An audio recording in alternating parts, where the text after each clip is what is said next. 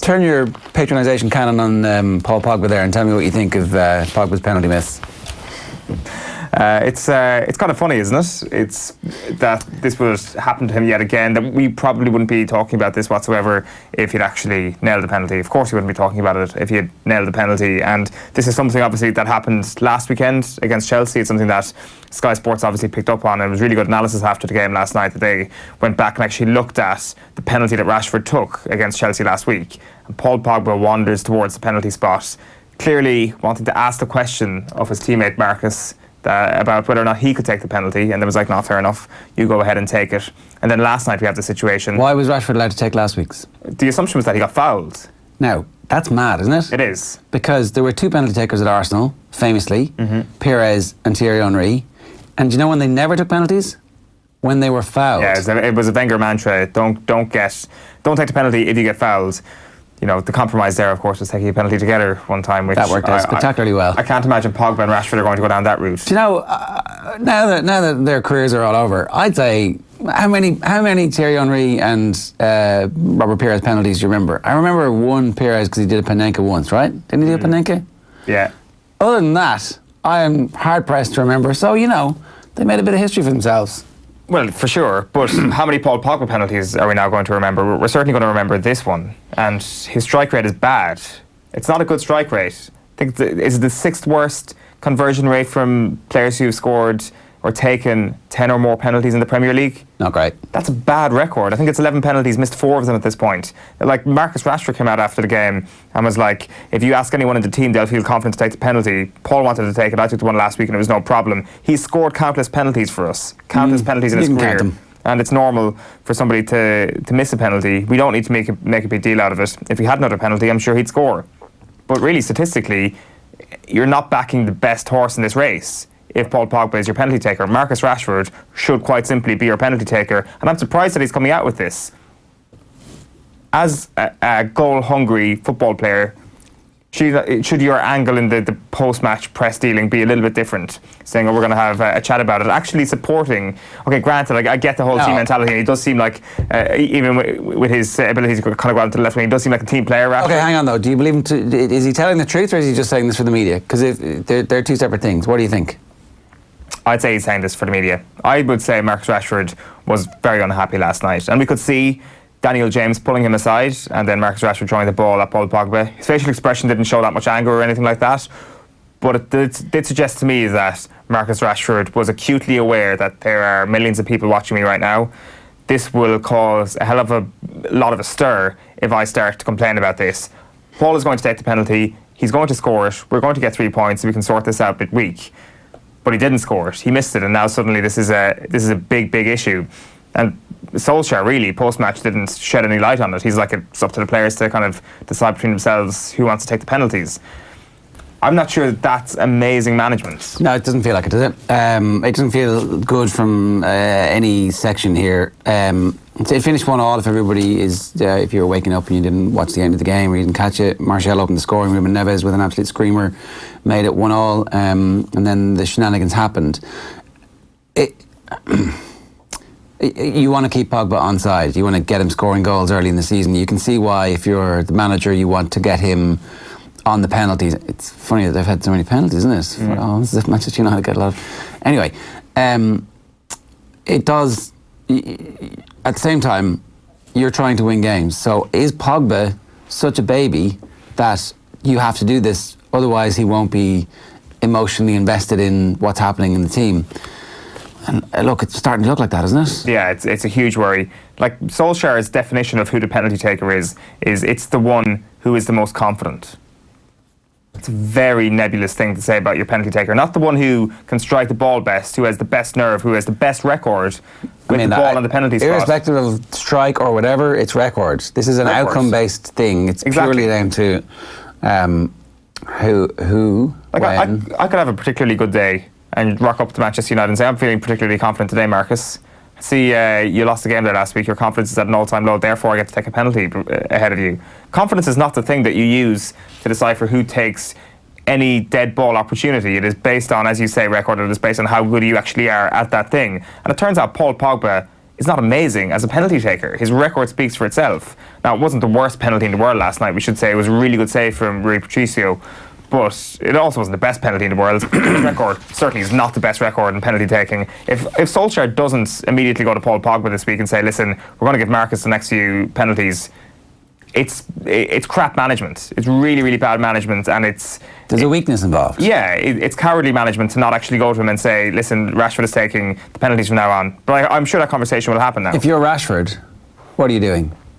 Well, I'm sure if you're Marcus Rashford, you are kind of sitting there politely, waiting for the manager of the football team who has the statistics in front of him to make this call. And if that doesn't happen... If I'm Rashford, I'm giving David De Gea 10 grand and I'm having a penalty competition and I'm scoring every single one of them and I'm turning around to Pogba and Solskjaer and saying, right, see this?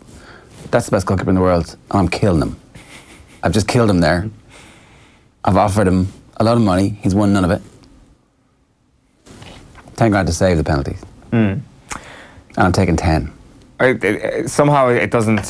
He doesn't seem like the type of guy who'd do that. I wish it was kind of more of a fiery character. He needs to be a cold-eyed killer, and this is his chance to step in and add an extra 10 goals, 11 penalties. Pogba took last season. He scored 8.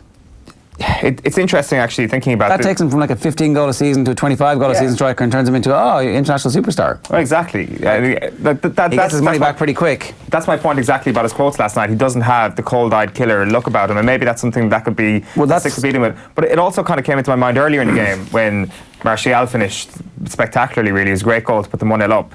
Like, Rashford has kind of accepted this new role that he has on the left of a three or whatever it may be, away from the central striker's role. And I think fair play to him, the good of the team and all of that. But now you're looking at his quotes post-match on top of that and you're wondering, is this guy taking too much of a backseat? Is he allowing other players and management to dictate his career a little bit too much? Well, he's still pretty young, right? Like that's the thing, and I'm sure that's part of his thing. I don't mind the position on the pitch so much because that's going to work itself out over a period of time, and a season where he isn't getting kicked constantly, when he's not the focal point, we actually can learn a bit more of his craft at the cutting edge, but not having the wherewithal to take the penalties off Paul Pogba when you're the guy who's going to score all the goals. And when you know you're better than him at it, like... It's interesting that Daniel James was the one kind of in the middle of this. Like what was said to Marcus Rashford at this moment that he threw the ball over to Paul Pogba, is James actually saying to him, okay, relax, give the ball to Paul, he got fouled, maybe that's the sort of unwritten rule. You made a deal with them, you've got to stick to it. But it's weird that James has already got to that level in the squad where he is kind of a negotiator between two people wanting to take a penalty. Yeah. Yeah. You think that's another issue? Well, for all the failings of Daniel James and him getting booked for diving last night and simulation, I think actually stepping up, and he's clearly got a bit of a leadership quality if he was stepping in and trying to sort this thing out. So it's a positive, not a negative, that this kid has already walked in and is dictating terms to the most important player in the team, Paul Pogba. Depends how full your glass is in the morning. Okay, grand. Let's tell you what's coming up on the show this morning. We've got a very busy show for you. Ronan O'Gara's depth chart's coming your way at 8:15. Going to talk Manchester United around about 8 o'clock with Daniel Harris. Sports page is coming your way in just a minute. It is 7:41 at the minute. We'll tell you what's coming up after 8:15. We've got our power rankings. Are we doing hurling power rankings? Yes, we are. Owen's going to do his power rankings for hurling this week. We've got sports news coming your way at 8:40. Brian Hanley, the manager of the successful Gough minor team who won the Electric Ireland Minor Hurling Championship at the weekend in Croker. It's 3 in a row. It's the first time that Gough have done that. And then Premier League Irish Watch with David Sneyd is a new weekly feature we're going to do for you. 9 o'clock this morning. It is 7:41. We'll be back with the papers.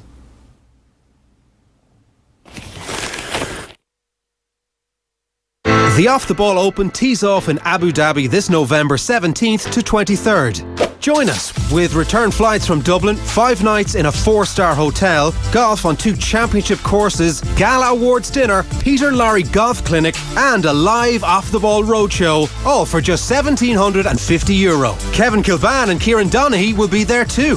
The Off the Ball Open, Abu Dhabi this November. Book by August 18th to avail of this early bird offer at cassidytravel.ie. Deposit of €250 required. Terms and conditions apply. The last few early birds are still available, so you haven't missed the deadline for that, but the last few ones are still available if you book with Cassidy Travel now. And the news broke yesterday that Conor Moore, aka Conor Sketches, is going to be along to entertain the golfers and also to play a bit of golf at Yas Links and the National at Abu Dhabi as well. Going to start this morning with the Examiner savouring success. Very well dressed Tipperaries. These are grandfather shirts and nice tailored jackets. No expense spared on this Tip team, I'm telling you. As fansale heroes, Tip boss Sheedy already has one eye on 2020. That's the big thing that Tipperary fans were concerned about, that Sheedy was going to leave again, having brought success. But he squared that circle. He has made right the wrong of leaving early. And, you know, everybody else is going to be a little bit concerned about what Liam Sheedy's going to bring to the table in 2020 with all those young lads coming through in the under-20s in action this week as well. Mike Quirk, a few people's opinions in Kerry is not a campaign representative of a county or team. I thought this had died. I thought this had died a death. I thought this had gone away, Owen. Mike Quirk's bringing it back up. What do you think this is about? I've no idea. What is it in relation to? It's about David Gough. Is it, yeah? Yeah. Oh. You felt you were uncomfortable this morning when I brought this up. You were stony-faced and silent.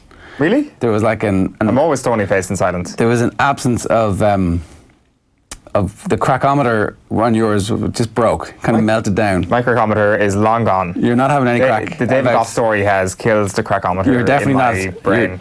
There is no more room for David Gough #bants in my life anymore. Why not? Why? Surely there's nothing else to talk about now for 2 weeks. I'm all out of David Gough serotonin. Look, he makes the point that apparently there was a protest outside. Did you hear about this? One-man protest? There was a protest outside. He says it was a one-man protest. I thought it was a two-man protest, but obviously there was just some lad chatting to him. No more than the character who made a splash by putting it out there online that there was a protest being organised against David Gough to coincide with the Kerry team open day in Fitzgerald Stadium last weekend. It was sent to me a few times. Again, the idea being peddled this was a huge deal and representative of the views of the Kerry supporter in general. There was going to be a huge turnout to voice their collective disappointment by taking over the streets of Killarney for the day. Total fake news, as the Donald would say. Apparently there was one person, singular, standing on his own behind a homemade Gough out sign outside the stadium last Saturday, and a few of the Kerry players told him on their way in to go and stop embarrassing himself. It was the closest to Father Ted down with that sort of thing scene that you're likely to see. It's the last week has. I often wonder what it would be like to, say, live in Britain over the last 5 years and kind of be friendly with people who you know voted for Brexit. This is kind of what it feels like being from Kerry over the last week, the whole David Gough situation. The likes of that idiot protesting outside Fitzgerald Stadium. But you kind of feel a bit sorry for saying that because they also support the same football team as you. You feel compelled somewhere along the way to, look, it's not that, he doesn't really mean it. You feel like you need to excuse him a bit. Yeah. Because, like, none of us wanted David Gough as the referee was the thing. It was like, this... But it's job done now, and I think it's interesting that the players would actually come up to him and tell him to stop embarrassing. I'd love to know which players they were actually.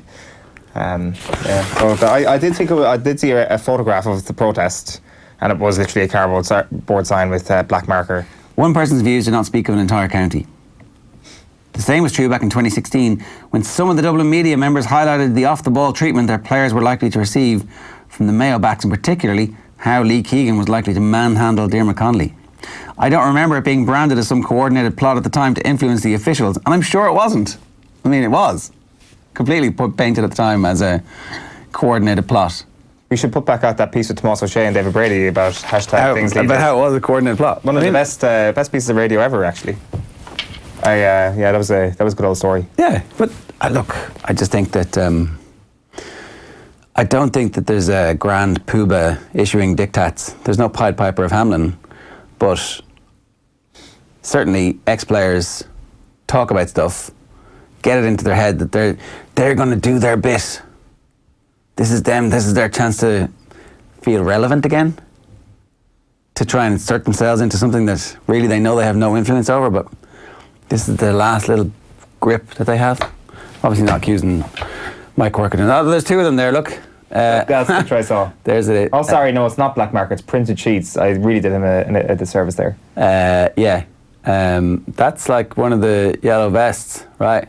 Oh, sorry, yeah, it's a steward with the protester. Is it a steward or is it just somebody wearing a yellow because he wants to protest? And oh, it's GAA Jean and all that. Maybe. Huge turnout in Tralee for the protest against David Gough refereeing the football final, says Chris Hurling. It's a great picture. I mean, that might be the sports picture of the year.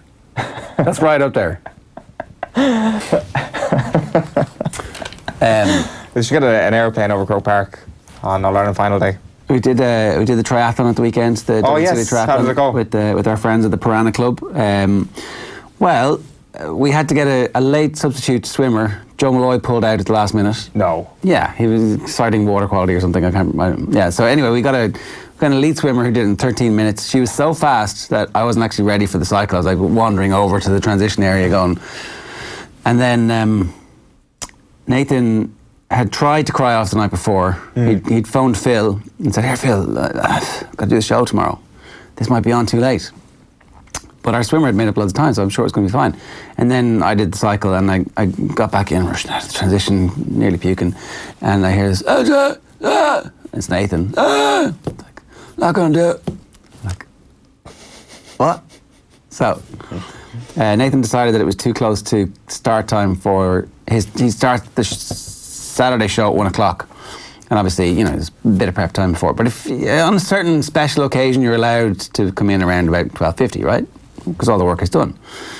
And it wasn't like he didn't know exactly what was going on. It was Premier League and all Hurling final weekend. So all that work has been done over the last number of years. He would have had to do the time in 45 minutes or something. Is that possible? I think his normal time is about 30 minutes. Okay, doable. Totally doable. Just decided, no, wasn't going to be able to do it. He could also set off bore I came back and given himself plenty of time, and we just met at the end. Are you getting better as a triathlete? Obviously, everybody at home knows that you already started off at a pretty high level. Well, to be honest, without the competition, without having to chase you down, I was just a little bit of a jaunt. I said that was the first lap. That's why round. I lost in Waterford. The second lap round, I was like, this is terrible. Where was it? It was around Phoenix Park. Yeah, which is beautiful. The first time round is actually really beautiful. The second time round, you're just staring at the ground going, if I crash now, that might be a sweet release. I know the feeling where there's actually people walking with prams and they're actually passing you out when you're on your bike. It's not a good feeling. But I'd recommend it. Dublin City Triathlon is really good. The reason I was thinking about that was their social media guy was taking photographs. So he took a photograph of the first two people over the line, and he had a great photograph of them like hugging and kind of holding each other. And then, as he was taking the photograph, the guy who came in third fell over the line and puked all over the place. Wow. And he had this amazing photograph of the puke coming out of your man's mouth, kind of like I don't know if you know the Fall of Icarus, but it's like the two guys side by side, and that's the main photo, and then you look down and you go, oh, he wouldn't publish it, unfortunately, but it was definitely one of the photographs of the year. Geez, fair play to that guy. I really like to think he got a personal best. If you're vomiting over the line, I'd like to think it's PB. Back page of the Herald this morning is United pay for Pogba penalty. Reds miss top spot after a spot kick farce. Then in the League of Ireland Premier Division, New Shamrock Rovers 5, Waterford 1, Jack Byrne scoring twice in that. And Tip's big test is to go again. Premier men need to retain McCarthy Cup. I don't quite remember an All-Ireland final win Being overshadowed by next year's final. as much. Maybe Dublin last year when it was like 4 in a row, now 5. Maybe Kilkenny. Well, no, because that game was so great. The 4 in a row game was so great. True. Maybe the 3 in a row game. I can't even remember back to that. It was so one-sided against Waterford that maybe that didn't happen. So the Irish Times this morning, I think we're kind of in that interregnum where it's still hurling fallout, but we're so far away from the football final that people haven't started talking about that yet. Sheedy and O'Shea combined to weave a hurling alchemy. I'm delighted for Eamon O'Shea. I really wish Eamon O'Shea got an All-Ireland as a manager himself, because he totally deserves it. He's like one of the most influential hurling people of the last decade and a half. Madness for GAA to ignore technology. We'll come back to that in a second. And Cody insists red card was decisive, but refuses to blame Hogan. So, Tipperary coach Tommy Dunn was talking yesterday, saying that it's madness for the GAA to ignore technology. The Wexford game was bizarre. There's no point in saying otherwise, and you have to take it on the chin. Some days the decisions fall your way, other days they don't. Officials try and do the best they can, and it's impossible to get everything right. It really is. But it's certainly time to look at giving them the functional support that can make a difference to them, so they have 8 or 9 out of 10 rated games, as opposed to decisions that are getting wrong, that are costing games to teams. I'm not saying it'll ever be 100%, but surely it can be closer to 100% than it is now. Shane Dowling was on last night with Joe talking about this, and he had a really interesting experience.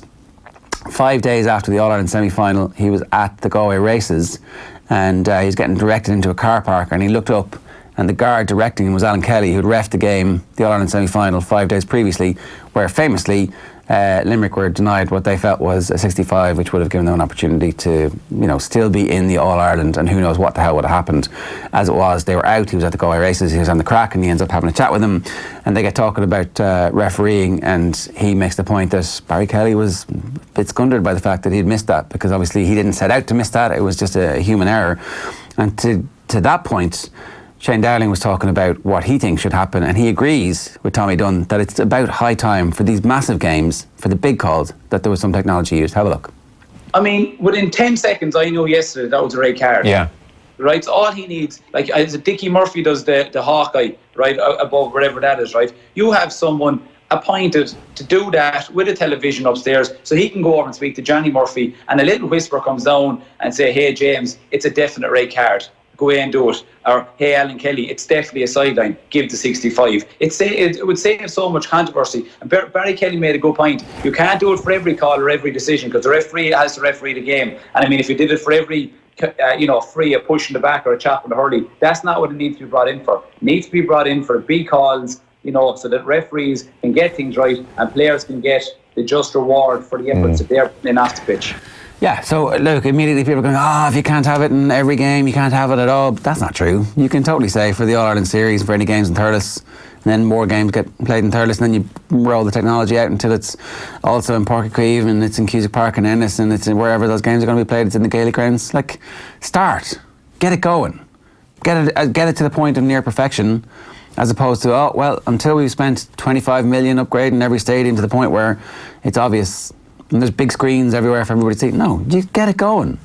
Yeah, just get the ball rolling. I also wouldn't be completely against the idea of it being something that you would use late in the game.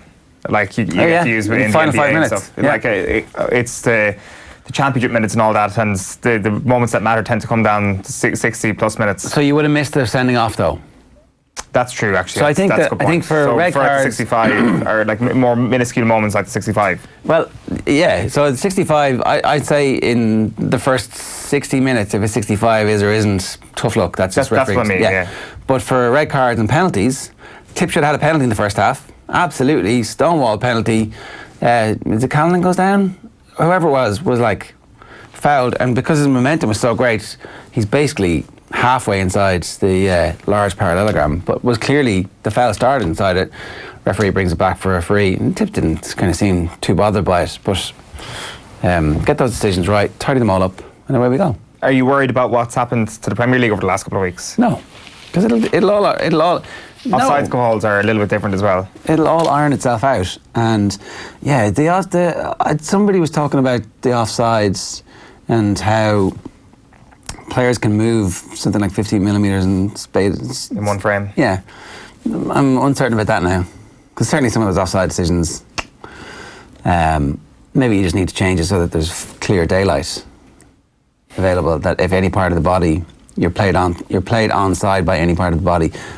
Daylight is such a loose term. But like for the computer to be able to see it, for the computer to be able to establish daylight, as opposed to, do you know what I mean? Yeah, but what is daylight? Like, is it the smallest amount of space available between two players? If I put a laser, if we're standing side by side and I put a laser through and a bit of light comes through, you're either on or offside, depending on what the rule is. So if you leave an arm trailing back, you're onside? Yeah, because it's a part of your body. That's a complete separate discussion. That's not about technology, that's about the rule. Right, and that's about the handball rule, which was not about technology, it was about the handball rule. So, the Irish Daily Star this morning leads with Pog's dinner of it. Paul's penalty miss costs United win. Rattigan is set for FAI board. This is former FAI critic Caroline Rattigan is set to join the FAI board. Sport Ireland want 4 independent directors to join the 8 members voted in at last month's AGM. She's a League of Ireland vice chairperson, has posed searching questions of former chief executive John Delaney and his board during her spell on the National League Executive Committee, and she was denied a seat at the top table in 2010 when losing a vote for chairperson. Barrett Blast back at Tyrrell meanwhile. Jesus, Jackie, that's a bit harsh, said Cathal Barrett after Jackie Tyrrell mentioned his role in Richie Hogan sending off on Sunday night in the Sunday game. I'm surprised at him. I got hit in the jaw. What does he want me to do? I was a little dazed. It wasn't my decision. The doctor has to assess me. There's nothing I can do. The more I try to get up, I can't. Other story inside the Star this morning and across a lot of the newspapers is Andy Carroll. He's been speaking for the first time after his move to Newcastle United on deadline day. I had to Google Liverpool's players when I signed for them, he said. So he's talking about his move to Liverpool that famous January, and he says that he really just didn't like football that much. He says, it was mad. I was in the gym on the bike doing some work and it came up on Sky Sports News, £20 million rejected, £25 million rejected, £30 million rejected. Everyone's coming in and saying, what's happening? And I was like, basically, I'm not going anywhere. I've got a new contract here. And then suddenly it was, go and see the gaffer. Next thing I knew, I was in a helicopter to Liverpool. I was happy, just about to sign a new deal, and then gone. I just bought a new house. I just got a cat. It was in the house, and I never went back to the house. I left in the helicopter, and my brother had to have the cat. Poor cat. Andy Carroll's cat got left behind. He talks about then... Think about that, like you're moving in with millionaire footballer Andy Carroll, and now all of a sudden you got Andy Carroll's brother. Well, it would be... Massive downgrade from whatever the super whiskers with extra rabbit to like the... I think Kevin Nolan was sitting in that house, actually. I don't know why I know that, but it was like some Soccer AM interview. He says, when I was in the helicopter down to Liverpool, I was like, I know Stevie G, I know Carragher, who else? My agent at the time had to tell me, and I would get it on Google and find out the team. Like, this is a team that had Pepe Reina in it, as Luis Suarez, I think, signed, obviously, in the same window. Is Mascherano there? Don't know, I'm not sure. But Googling Liverpool players is the first thing he did. Like he's, I'm not sure. Is it fair to call Andy Carroll a party boy, or I think he was, wasn't he? Like he says that he's given up all that lifestyle now. He kind of mentions it here. He says, I do have a silly side. I'm a child at heart. There was one story, I think, last season that I got injured trying to climb over a balcony drunk in pre-season with West Ham, and I fell off the balcony and got injured. It's a load of nonsense. I won a game of table tennis, jumped on the table, landed, smashed the table and rolled my ankle, and I'm injured. What? So just for clarity, that's what happens. That's a great story. You definitely want Andy Carroll telling good stories about himself as opposed to the ones against himself, right? Painting him in such a bad light, those stories do. The Racing Post, they've got a Michael Stout feature. He'd be whistling away, apparently without a care in the world, but his brain never stops working inside the mind of the master trainer. And Mulrennan, I'll cheer on Mabs despite losing ride. So Paul Mulrennan has expressed his disappointment at losing the ride at Mabs Cross in the Coolmore Nunthorpe Stakes on Friday, calling the experience of missing out on the ride in the Group 1 sprint character building. So that's a nice way of saying he's pissed off. And then the back page is Tigers tough to tame. Hull star Bowen could torment Rovers rearguard. So it's Hull versus Blackburn Rovers for those of you who need your football fix tonight. The back page of the Mirror leads with sick as a pog. Wolves still Reds bogey team as Patricio saves Pogba's penalty. Sheedy's case for defence meanwhile. That's Liam Sheedy saying he's got the management bug bad as he looks set to drive Tipperary to further success. And Cody making Hogan stand. He's saying don't blame Richie Hogan for their defeat on Sunday. Yeah, it's hard not to when it's such a straightforward change from with Hogan and without Hogan, but ultimately Kilkenny are going to have to find a way to deal with that over the winter. Picture Paul Pogba, obviously, head in his hands. United pay penalty for Pogba miss. Failure to convert spot kick hands Wolves a point after Neves wonder strike cancelled out visitors' first half advantage, and that's really all you need to know about that game. And Australia can expect to face more hostility, says Stokes. Ben Stokes has warned there will be no let-up from Jofra Archer in the remainder of the Ashes series. Much as with Australia's Mitchell Johnson in 2013-2014, as the visitors are prepared to make a call on whether Steve Smith can return this week. So they're pumping up the Ashes. Looks like it's going to be good Ashes. It's 1-0, 2 tests gone. The Telegraph this morning leads with Pogba's penalty farce. Midfielder overrules Rashford, then has spot kick saved to deny United victory. The back page of the Telegraph is Jim White talking about players' names. Players' names show how the Premier League has embraced cultural diversity. Footballing Gary in the final battle to avoid extinction. So he starts this column off to talk about Largi Ramazani, who featured for Manchester United's under-23 side. He says that Nigel Spink has a notable achievement of being the only Nigel to win a European Cup winners' medal, recorded in 1982 when Aston Villa lifted the trophy. He says that it appears to be under no imminent threat. No one called Terry or Des currently playing in the Premier League this season. No Peters either. And the only Pauls are French. And Welsh, of course. You got Paul Pogba and Paul Dummett. Yeah, okay, so, I mean, that naming thing, you see that around the world quite a bit, and there's always a subtext to it. But anyway, Poggy in the middle, prolific Rash snubbed as Paul fluffs fourth pen. Wolves 1, Man United 1, and Pogba has the jersey over his head, but not the celebratory jersey over the head that you would have expected. And tip, renewable energy. Not the Tower of the Morning, but Liam Sheedy believes all of the Tipperary players have the energy to go again, so it's renewable but retooable because they're going to be doing 2 in a row. Thank you very much for. I like the gymnastics that you need sometimes to understand what the tabloid sub-editors are going for. Let's look at the Irish news this morning. McGuigan urges Hart to call on Canavan and O'Rourke. This is for the vacant coaching position in the backroom team. Mickey Hart's Tyrone, of course. Stephen O'Neill left the setup yesterday. This is Brian McGuigan urging Peter Canavan and Malachy O'Rourke to be considered for the role. Right, that would be interesting, wouldn't it? It would be very interesting. I think Peter Canavan would be an outstanding appointment. Yeah, but surely Canavan wants to kick himself. That's the thing. Is it the best way in? Don't know. The best way in to me would be to continue to be one of the best analysts that we've seen on Sky week in, week out, and make everybody go, "Ooh, that guy's pretty smart," and just wait and then come on and do everything yourself. Because if you come in, look, it's worked for loads of people coming in and getting that experience and seeing how everything works and seeing what the actual amount of work that you have to do is. But Canavan knows what the work. He knows how much work there is, and he's clearly ready for it. The only thing is that isn't his son nearly ready to step up? Basically, maybe he doesn't want to play. Maybe he doesn't want to manage his son just yet.